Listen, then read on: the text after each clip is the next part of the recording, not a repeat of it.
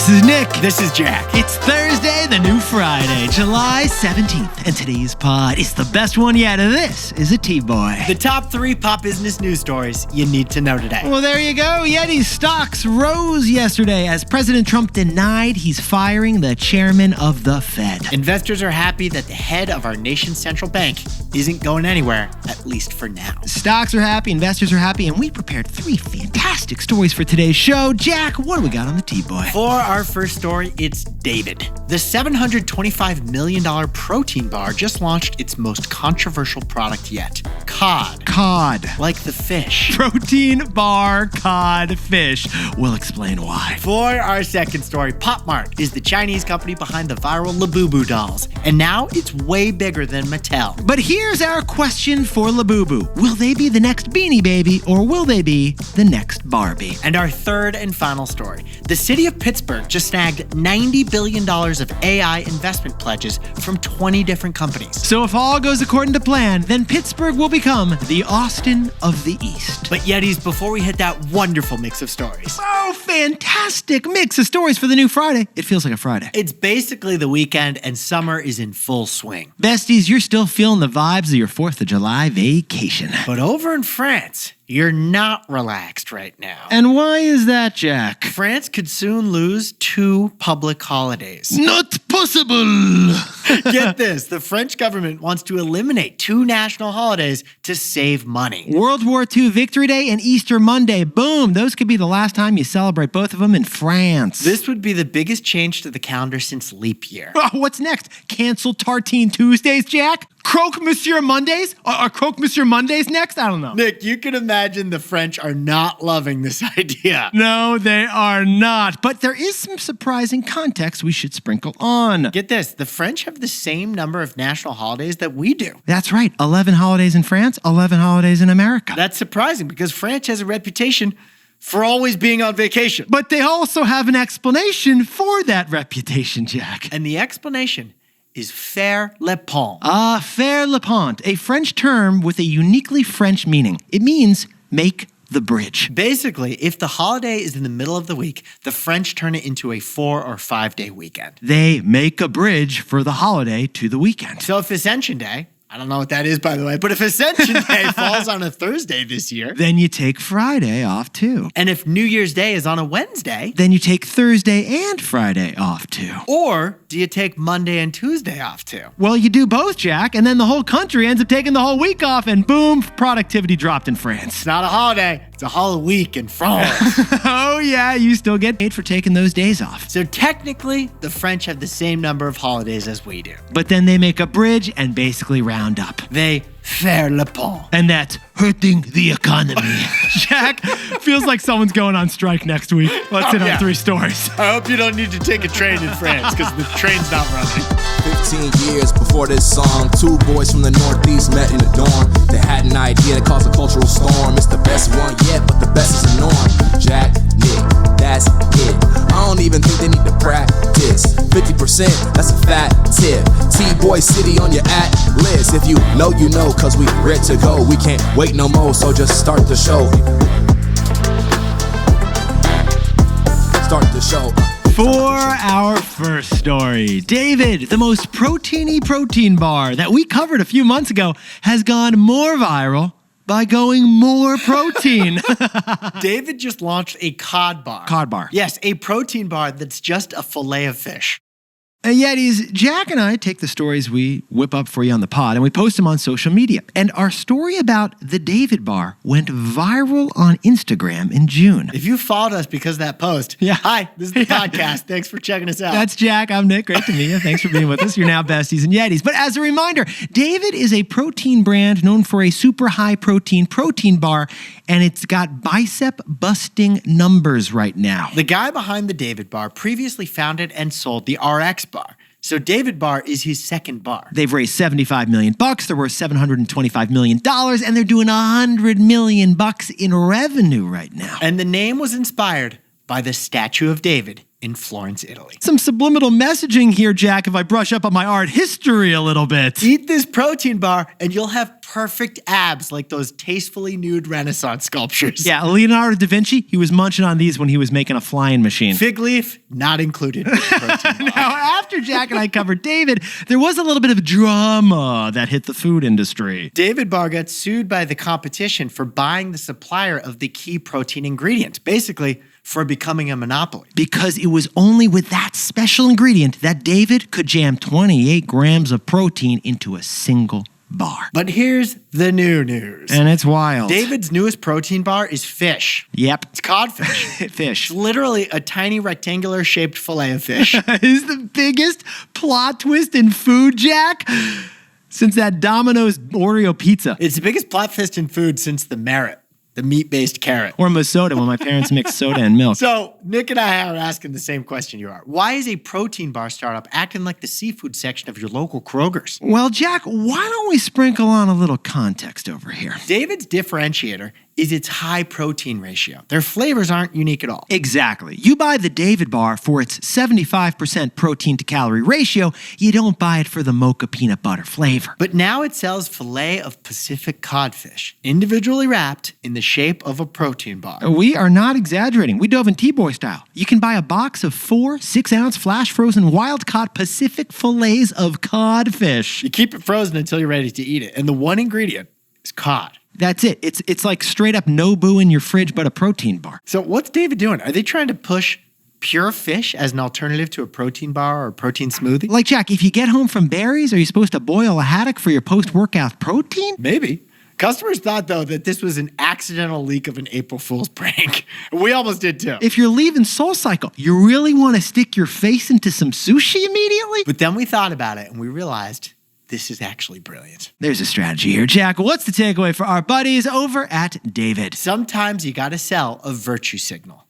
Yetis, David Bar doesn't want to be seen as a protein bar company. They want to be seen as a protein company. And cod happens to be one of the most protein-rich foods in existence. Get this, 0 sugar, 100 calories, 23 grams of protein per fillet. Besties, if you heard those numbers in a protein bar, you would buy it. This cod bar has an even better protein to calorie ratio than the OG David protein bar does. What Jack and I think David is proving here, in an almost comical way, just how committed they are to the protein focus. There's no way Khloe Kardashian's protein popcorn startup would ever sell fish, regardless of the protein stats. It's kind of a vendetta here too, Jack. Like if you said they had only processed protein bars, this is the most natural protein there is. As long as fish is the most efficient way to deliver protein, David will do it. So we think this codfish is about the message, not the money. David Bar is selling a virtue signal, and the virtue is protein. That is flexing some marketing muscle.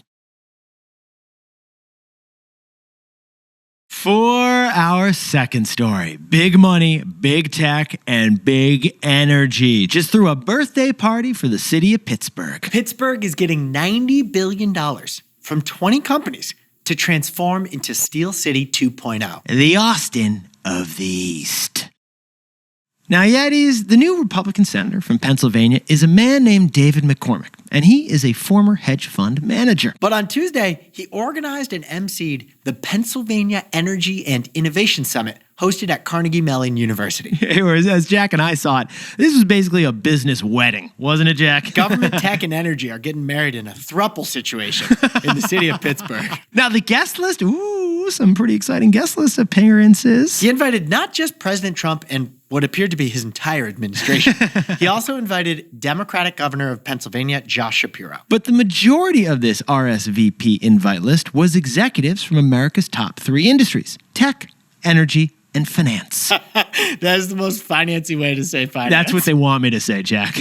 Now, in the tech industry, this event had the CEOs of Microsoft, OpenAI, Anthropic, AWS, and the president of Alphabet. From the energy industry, you had execs from the biggest oil, nuclear, and natural gas companies in America. And then from finance, you had BlackRock, Blackstone, and Brookfield. We thought Santa Claus and Mario Lemieux were going to show up at this thing. Wait, why Santa Claus? Why not Santa Claus, Jack? Okay, either way, this is the biggest thing to happen to Pittsburgh since the terrible towel. And together, 20 companies pledged to invest $90 billion in the city of Pittsburgh. With $90 billion, you could have bought 14 lifts. $90 billion? That is one of the biggest dollar investments we've ever heard of for a single city. And it's apropos that it's happening in Pittsburgh, because Pittsburgh has been known for steel for over a century, and it takes enormous amounts of energy to produce steel. But so does computing AI today. That's right. So the master plan for Pittsburgh is to build AI computing data servers in and near the city. And power those servers with natural gas that lies underneath Pennsylvania soil. Also, they're probably going to build a couple nuclear plants. Because you can't get AI without huge amounts of energy. Jack, you can't get either of those without huge amounts of money. Which is why tech, energy, and finance got together in Pittsburgh. Besties, Pittsburgh is famous for the Immaculate Reception. The most famous football play ever. Well, Jack and I are calling this event the Immaculate Connection. Because bringing tech, money, and energy together to do AI, that sounds pretty immaculate. Now, we should point out, in classic President Trump style, there were huge numbers here, but it was a little light on the details. So there's no guarantee all of this or any of this ends up happening. But if it does, it could turn Pittsburgh into the Austin of the East. Except instead of barbecue and fried chicken, you get a Roethlisberger. Do you know what's in a Roethlisberger? Protein? I don't. I've never had it. Actually, if someone could comment what's in a Roethlisberger, I'd really love to know. Black and yellow, black and yellow, black and yellow. So, Jack, what's the takeaway for our buddies over in Pittsburgh? Why do cities become great? The answer is always energy. Energy. Yetis, Jack and I were curious, what results in cities becoming great while other cities struggle? The latest great American city is Austin.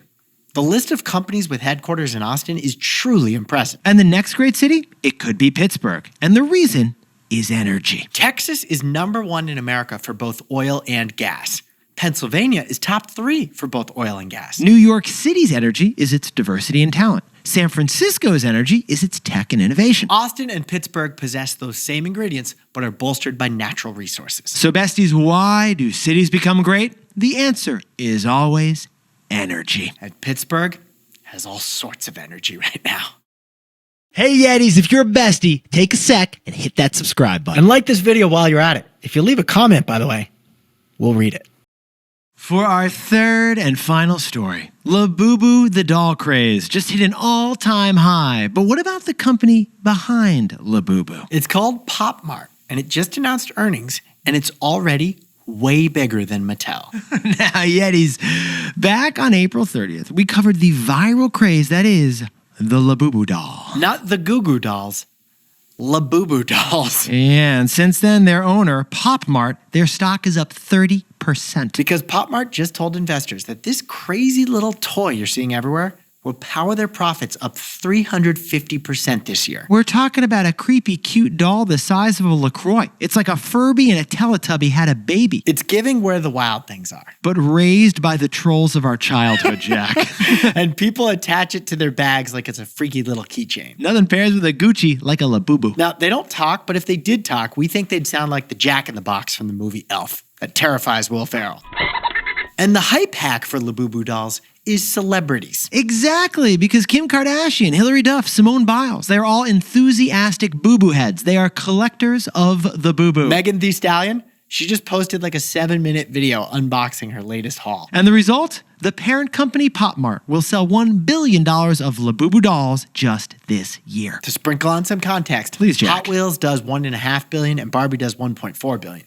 So Labubu dolls is right up there with some of the most famous toys in America. And all that momentum is powering Pop Mart. The Chinese toy company actually has 37 stores in America already and is building out 20 more by the end of the year. Congratulations, San Francisco. You're getting one in Union Square. Now, besties, this is what Jack and I found fascinating about this story. We've covered a lot of viral products on our second show, our weekly show, The Best Idea Yet. And the Labubu doll reminds us of 2 products in particular. And what 2 products, Jack? Beanie Babies and the Bored Ape Yacht Club. And here's why. Both the 1990s plush animal dolls and the pandemic-era NFT had wide variety. And both Beanie Babies and the Bored Apes fueled demand with scarcity. Owning one of these became a status symbol. Now, last time we covered Labubu, we told you their growth hack was the mystery box. Don't know what Labubu doll you're getting until you open the box up and find out. Well, that's a growth hack because it's how Labubu has created a sense of scarcity as well. And as a result, just like with Beanie Babies, collectors have been buying up Labubu dolls with hopes of selling them someday for a profit. Like, how about that human-sized Labubu from last month, Jack? A Labubu doll that's the size of a human sold for $165,000 last month in Beijing. We repeat, one Labubu doll for the price of a Lamborghini. And that Labubu frenzy has scaled globally. Pop Mart stock has soared 13x since the start of 2024. So besties, add it all up, and Jack and I gotta ask this question. Will the Labubu doll become a long-time franchise like Barbie? Or will it just be a short-term fad like the Beanie Baby? Well, from what we're seeing, so far, Labubu is giving off bubble vibes, which leads to our takeaway. So Jack, what's the takeaway for our buddies selling the Labubu doll? Pop Mart may win the battle, but Mattel will probably win the war. Yetis, Pop Mart, the owner of Labubu, they're now worth more than America's two biggest toy companies, Mattel and Hasbro. Combined! It's wild but true. Pop Mart is now worth $40 billion on the stock market, which is about 6 times more valuable than Mattel. But here's what we're thinking. While Labubu dolls may win this year's holiday season sales battle, Mattel will win the war. Because Mattel's brands are timeless. Barbies and Hot Wheels touch deeper and have a more emotional impact than a Labubu doll. Barbie isn't about a doll. It's really about an intergenerational connection between women and careers. It represents more than the dopamine hit you get from opening a mystery Labubu box and then posting that on Instagram. Barbie's brand is timeless. It is tied to aspiration. While Labubu, it's more like a fashion item. It's still a strong brand, but it's vulnerable to fads. So Pop Mart may win the battle this year, but Mattel will probably win the war. Jack, could you whip up the takeaways for us for the new Friday? David, the protein bar brand, launched codfish, individually wrapped and sold like protein bars. But what David's really selling is a virtue signal, and that virtue is protein. For our second story, Pittsburgh is getting $90 billion of investments from tech, energy, and finance to build out AI. So why do cities become great? The answer is always energy. And our third and final story, Labubu dolls are peak frenzy right now, and its parent is now 6 times more valuable than Mattel. Pop Mart may win the battle, but Mattel will probably win the war. But Yetis, this pod's not over yet. Here's what else you need to know today. First, the United States collected a record $27 billion in tariff fees in just the month of June. Pretty nice for our Treasury Department and for our debt situation. Is there retaliation? Not really. Only China and Canada have retaliated against Trump's tariffs so far. You could argue that the other countries are chickening out, actually, by not retaliating to Trump's 10% tariffs on the entire world. But while the government has collected $27 billion in tariff revenue, it's paid for by U.S. companies. Second, happy big bank earnings season to all who celebrate. All the largest banks in America shared financials to kick off the second quarter earnings season, and so far, pretty good. Goldman Sachs' profits surged to nearly $4 billion in the second quarter, and JP Morgan, Citibank, Wells Fargo, they outperformed too. And the reason? Trading. Stock market volatility means more active traders who made more money. And finally, Firefest has officially been sold for $245,300. Because last week we told you Billy McFarland had put Firefest up for sale on eBay. The most controversial non-event event in history could have been yours for $200,000. But bidders only raised the price up by $45,000, so someone is walking away with Firefest for just $250,000. Which is just the legal right to sell things under the name Firefest. I feel like we could sell 500,000 Firefest hats in like 30 minutes, Jack. Now, time for the best fact yet. This one sent in by a smiling emoji because it is World Emoji Day today. Emoji were invented in Japan in 1999, but today there are 3,790 different emoji options if you include all the colors and the skin colors to choose from. Now, Jack, the most popular emoji on Earth, what is it? Shocker, the heart emoji. Yeah, the red heart. But more interestingly, what's the least popular emoji on Earth? This is a really fun one. The least used emoji in the world is hilariously the snail. But even better, the least used emoji in the United States is different. It's the middle finger. How dare you send a middle finger, anybody? I mean, I hope it stays that way. If the middle finger starts climbing in the ranks, then the world's probably in even more trouble than we think. I think what we're saying, Jack, is that no one in history has ever sent a text message with a snail and a middle finger. That's exactly what we're saying. Lucky for the snail. Lucky for the snail.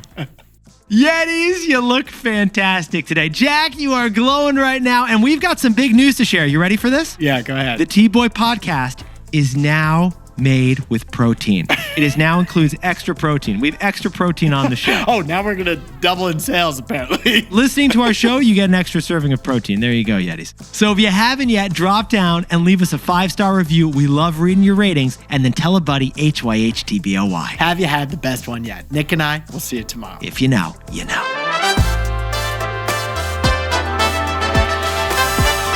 And before we go, a happy birthday to legendary Yeti Shane Mandes all the way over on the Upper East Side of New York. This Enneagram 3 is ambitious. Well, he's ambitious to help people. I wonder what his wing is.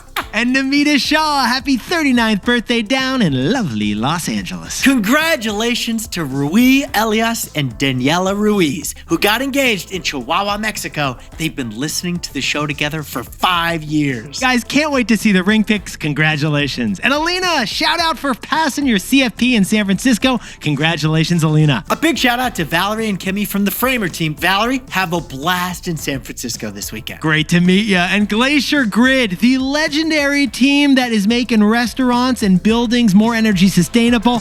Keep looking fantastic.